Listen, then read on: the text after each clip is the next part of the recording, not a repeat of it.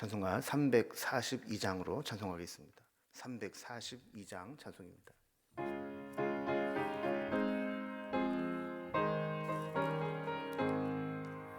너 시험을 당해 죄 짓지 말고 너 용기를 다해 곧 물리치라. 너 시험을 이겨 새 힘을 얻고 주 예수를 믿어 늘 승리하라. 우리 구주의 힘과 그의 위로를 빌라. 주님 내 편에 서서 항상 도우시리. 내 친구를 삼가 잘 선택하고 너 언행을 삼가 늘 조심하라. 너 열심을 다해 늘 충성하고 온 정성을 다해 주 봉사하라. 우리 구주의 힘과 그의 위로를 빌라. 주님 내 편에 서서 항상 도우시리. 잘 이기는 자는 상 받으리니 너 낙심치 말고 늘 전진하라.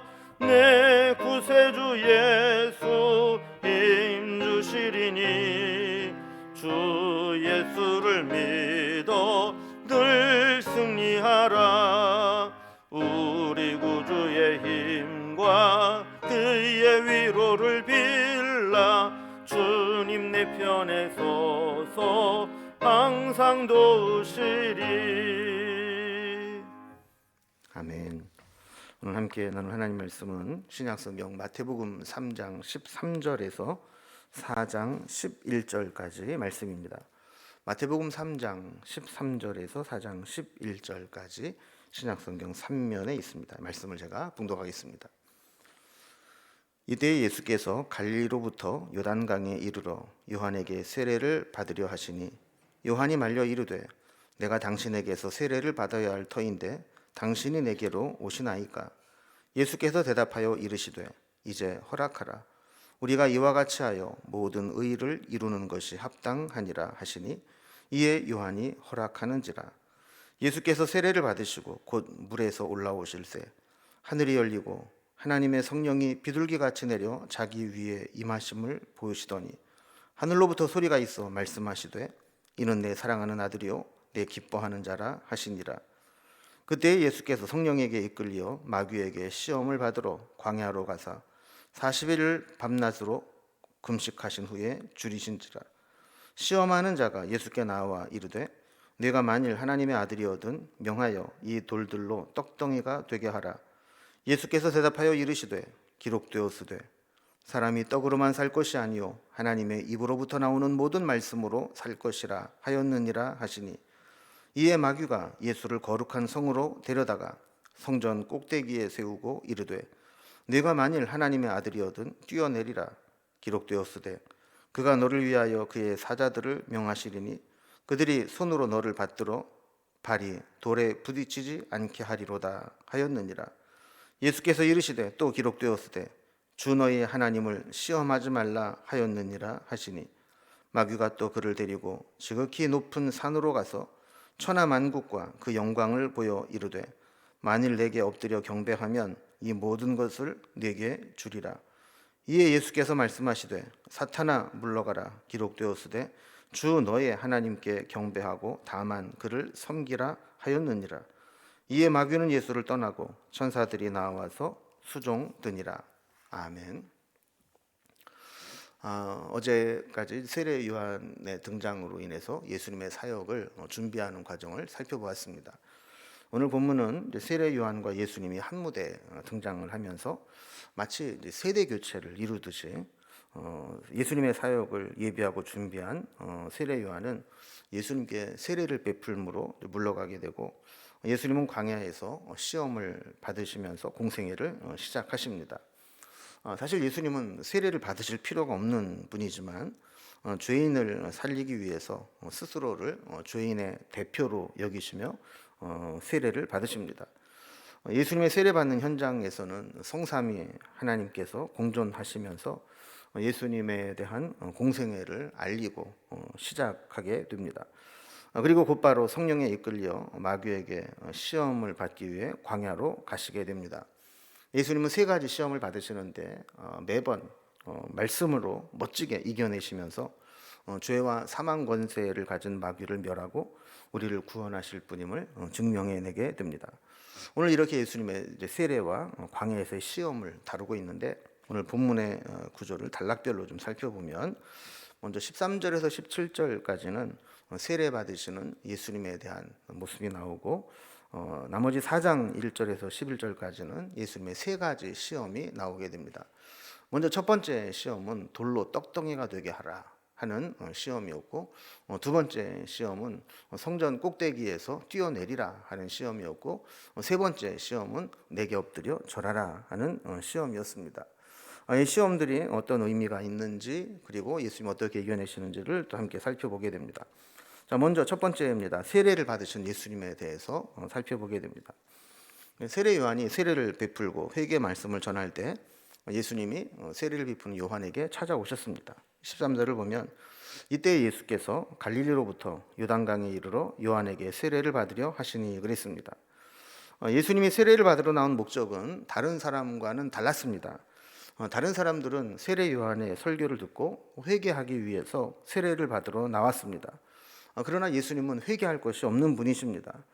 세례를 받으러 나온 이유를 15절 이하에서 우리가 살펴보도록 합니다. 어쨌든 예수님이 자신에게 세례를 받으러 나오시는 것을 본 세례 요한은 극구 사양하게 됩니다. 14절을 보면 요한이 말려 이르되 내가 당신에게서 세례를 받아야 할 터인데 당신이 내게로 오시나이까 그랬습니다. 주객이 전도됐다는 것이죠. 오히려 자신이 예수님에게 세례를 받아야지 어떻게 내가 예수님을 세례를 베푸냐 하는 겁니다. 그러자 예수님은 15절에서 예수께서 대답하여 이르시되 이제 허락하라. 우리가 이와 같이 하여 모든 의를 이루는 것이 합당하니라 하시니 이에 요한이 허락하는지라 그랬습니다. 이 말씀만으로는 요한이 자기가 왜 예수님에게 세례를 베풀어야 되는지 완전히 이해하지는 못한 것 같습니다. 자신이 예수님께 세례를 베푸는 것을 통해서 하나님의 의를 이루게 된다는 말씀을 들은 요한은 어쨌든 그 말씀을 듣고 세례 베푸는 것을 허락하게 되죠. 이어지는 말씀을 보면 이 세례를 베풀므로 하나님의 모든 의가 이루어진다는 것이 무엇인지 드러나게 됩니다. 예수님의 세례 현장에 하나님이 친히 우리를 구원하기 위한 예수님의 공생애가 시작됨을 선포하는 장면이 나오게 되는 것이죠. 16절에 보면 예수께서 세례를 받으시고 곧 물 위에서 올라오실새 하늘이 열리고 하나님의 성령이 비둘기같이 내려 자기 위에 임하심을 보더니 그랬습니다. 하나님의 의가 뭐냐 그랬을 때 예수님이 세례를 받으시고 물 위에 올라오실 때 그 하나님의 의가 나타났습니다. 하늘이 열리고 하나님의 성령이 비둘기같이 내려서 예수님 위에 머물러 있었다 그랬습니다. 또 17절을 보면 하늘로부터 소리가 있어 말씀하시되 이는 내 사랑하는 아들이요 내 기뻐하는 자라 하는 음성이 들리게 됩니다. 그러니까 예수님이 세례 요한에게 세례를 받으시고 물 위로 올라오실 때 하늘이 열리고 주의 성령이 비둘기같이 임하고 하늘 아버지의 말씀이 임하셨습니다. 이는 내 사랑하는 아들이요 내 기뻐하는 자라 이렇게 말씀하시면서 이 예수님이 인류 구원을 위한 공적인 사역을 시작하는 하나님의 아들임을 친히 선포하는 것이었습니다. 이 세례 사건을 통해서 예수님이 죄를 사함받는 게 아니라 하나님이 그 자리에 함께 하시면서 이제 하나님의 공생의 사역, 구원 사역을 선포하고 시작하는 그 역사적인 의가 이루어지는 사건이었다라는 것이죠. 이렇게 예수님은 세례를 받으심으로 공생애를 준비하는 사역을 했습니다.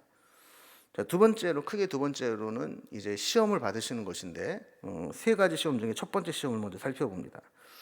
돌로 떡덩어리가 되게 하라는 시험을 받습니다. 세례 현장에 임하신 영광스러운 성삼위 하나님의 임재하심 후에 곧바로 시험의 현장으로 가십니다. 1절을 보면 그때 예수께서 성령에게 이끌려 마귀에게 시험을 받으러 광야로 가사 그랬습니다. 그래서 주목해 볼 것은 예수님은 마귀에게 시험을 받는 것처럼 보이지만 성령에게 이끌려 갔다라는 겁니다. 여기 시험의 본질이 나옵니다. 우리가 당하는 시험은 우리의 힘으로는 승산이 없습니다. 그러나 성령에 이끌려 성령이 함께 하신다면 성령의 능력으로 그 시험을 등이 이길 수 있게 됩니다. 또 시험에서 이기는 또 하나의 원칙은 기도입니다. 2절 말씀을 보면 40일을 밤낮으로 금식하신 후에 줄이신지라 그랬습니다. 40일 금식하면서 뭐 하셨겠습니까? 예수님은 40일을 금식하며 기도로 공생애를 준비하셨을 겁니다. 자, 여기에서 우리는 시험을 만날 때 두 가지를 기억해야 됩니다. 하나는 이 시험에 성령님이 함께하고 계시는가, 그리고 우리가 이 시험을 기도로 맞서고 있는가 하는 겁니다. 만약에 내가 시험을 당했을 때 성령님이 나와 함께 하시고 나를 도우신다면 그 시험은 이겨낼 가능성이 많습니다. 거기에다가 내가 이 시험의 본질을 알고 기도하기 시작했다면 그 시험은 이길 수 있습니다. 그러나 시험이 왔는데도 불구하고 성령님께서 함께하지 않으시고 나도 기도하지 않는다면 내 힘으로는 그 시험을 이겨낼 수 없습니다. 이제 그 시험의 첫 번째 내용을 살펴봅니다. 3절을 보면 시험하는 자가 예수께 나와 이르시되 네가 만일 하나님의 아들이거든 명하여 이 돌들로 떡덩이가 되게 하라 그랬습니다. 이 시험하는 자는 항상 약점을 파고듭니다. 지금 예수님께서 40일 동안 금식하여 줄인 상태에 있습니다. 굶주린 자에게 가장 약한 것은 먹는 것이죠. 사탄은 예수님에게 하나님의 아들이 아니다라고 부인하거나 부정하지 않았습니다. 다만 하나님의 아들이라면 마땅히 이 돌들로 떡덩이가 되게 하라. 그래서 너도 배고픔을 해결하고 이스라엘의 경제적인 문제도 해결해 주는 이 땅의 왕이 되라라는 시험입니다. 그러니까 인류 구원을 위한 하나님의 사명을 위해 살지 말고 이 땅의 문제, 떡의 문제를 이 땅에서 해결해서 이 세상의 왕이 되라는 겁니다. 여러분, 우리의 시험도 마찬가지입니다. 늘 하늘의 영광을 보지 못하게 하고 이 땅의 현실적인 문제에 만족하라라는 삶으로 유혹합니다. 우리의 비전도 우리의 사명도 뒷전으로 밀려나고 오로지 이 땅에 보이는 것, 경제적인 것, 먹고 사는 문제에 빠져 살아간다면 우리도 첫 번째 시험에 당한 것과 같습니다. 여기 예수님은 말씀으로 멋지게 이 시험을 이겨내십니다. 4절을 보면 예수께서 대답하여 이르시되 기록되었으되 사람이 떡으로만 살 것이 아니요 하나님의 입으로부터 나오는 모든 말씀으로 살 것이라 하였느니라 하시니 그랬습니다. 예수님은 마귀와 싸우는 방법을 우리에게 알려주십니다. 마귀는 우리의 혈기나 세상적인 능력이나 지식으로 싸워 이길 수 있는 존재가 아닙니다. 말씀으로 마귀의 잘못을 드러내야만 시험은 끝나고 마귀를 이길 수 있습니다. 그래서 4절 말씀은 신명기 8장 3절의 말씀을 인용해서 마귀가 지금 시험하는 것이 얼마나 잘못된 것인지를 드러내고 물리치게 됩니다. 떡 문제도 중요하지만 사람은 떡 문제를 해결한다고 모든 문제가 해결되는 존재가 아니라는 것이죠. 우리는 떡에 관심을 갖는 것이 아니라 하나님의 입에서 나오는 말씀으로 우리의 심령을 채워야 된다라는 것을 말씀하는 겁니다. 두 번째 시험입니다. 두 번째 시험은 성 꼭대기에서 뛰어내리라 하는 거죠. 마귀의 특성 중에 하나는 절대로 한번 시험해보고 건드려보고 물러서지 않고 계속 시험을 이어온다는 겁니다. 5절 말씀 보면 이에 마귀가 예수를 거룩한 성으로 데려다가 성전 꼭대기에 세우고 그랬습니다. 첫 번째 시험에서 실패한 마귀는 물러가지 않고 두 번째 시험을 해옵니다. 예수님을 어떻게 했는지 모르지만 거룩한 성으로 끌고 갑니다. 이 거룩한 성은 예루살렘 성을 말합니다. 예루살렘은 성전이 있는 곳이 위로부터 아래로 경사가 급하게 져 있습니다. 성전터 밑에는 다윗성이 있는데 이렇게 경사진 곳을 평평하게 만들다 보니까 이 성전 남쪽 끝에는 이렇게 절벽처럼 고도 차이가 많이 나게 돼 있는 것이죠. 6절에 보면 이르되 네가 만일 하나님의 아들이거든 뛰어내리라 기록되었으되 그가 너를 위하여 그의 사자들을 명하시리니 그들이 손으로 너를 받들어 발이 돌에 부딪히지 않게 하리로다 하였느니라 그랬습니다. 여기도 네가 진짜 하나님의 아들이라면 그 성전 그 꼭대기에서 밑으로 뛰어내려 보라는 겁니다. 그러면 하나님께서 너를 밑에 사자들을 보내서 손으로 받들어서 발이 돌에 부딪히지 않게 해줄 거라라는 이야기죠. 자, 이 이야기도 시편 91편 11절 12절의 말씀을 살짝 변형시킨 이야기입니다. 물론 예수님께서 성전 높은 곳에서 뛰어내린다면 하나님께서 구해 주시겠죠. 그러나 그렇게 되면 사람들은 예수님을 죄에서 구원할 구원자가 아니라 이 세상에 초능력을 가진 슈퍼스타가 되어서 세상의 인기를 얻게 될 것입니다.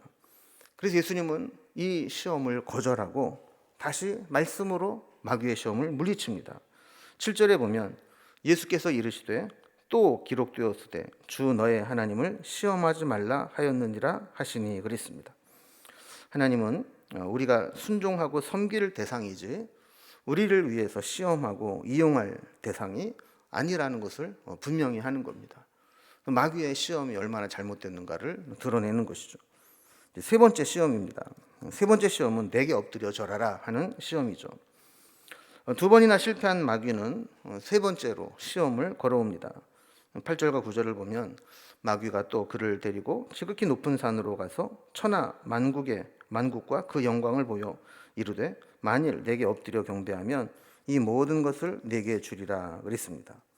자, 지극히 높은 산은 예루살렘의 시내가 다 보이는 곳이었습니다. 자, 그곳에서 세상의 영광을 보여주면서 자기에게 절하기만 한다면 이 모든 영광을 다 주겠다라고 시험하는 것이죠. 여러분, 이 세상의 영광은 마귀께 아닙니다. 하나님의 것입니다. 그럼에도 불구하고 마귀는 속이는 데 능통한 자이기 때문에 보이스피싱처럼 속이면서 시험하는 것이죠. 자기 것도 아니면서 자기에게 절하면 주겠다고 호언장담을 합니다. 하나님께 순종하면 순종의 결말은 십자가입니다. 고통스럽고 괴로운 일입니다. 그러나 자기에게 경배하면 이 세상 영광을 주겠다고 시험하는 겁니다. 여러분, 우리도 마찬가지입니다. 우리도 사명을 따라 사는 사람들이지 눈에 보이는 세상의 즐거움을 쫓는 사람들이 아니라는 사실을 기억해야 됩니다. 예수님은 다시 말씀으로 물리치십니다. 10절에 보면 이에 예수께서 말씀하시되 사탄아 물러가라 기록되었으되 주 너의 하나님께 경배하고 다만 그를 섬기라 하였느니라 그랬습니다. 예수님은 거듭되는 시험을 가지고 오는 사탄에게 사탄아 물러가라라고 대적하면서 물리치셨습니다.